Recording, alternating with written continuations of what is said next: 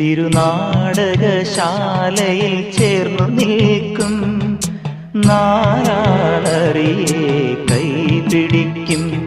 തിരുനാടകശാലയിൽ ചേർന്നു നിൽക്കും യമുന നദിയായി കുളിരലയിളകും നിലവിൽ അമ്പലപ്പുഴെ ഉണ്ണിക്കണ്ണനോടു നീ എന്തു പരിഭവം മെല്ലയോതി വന്നുവോ.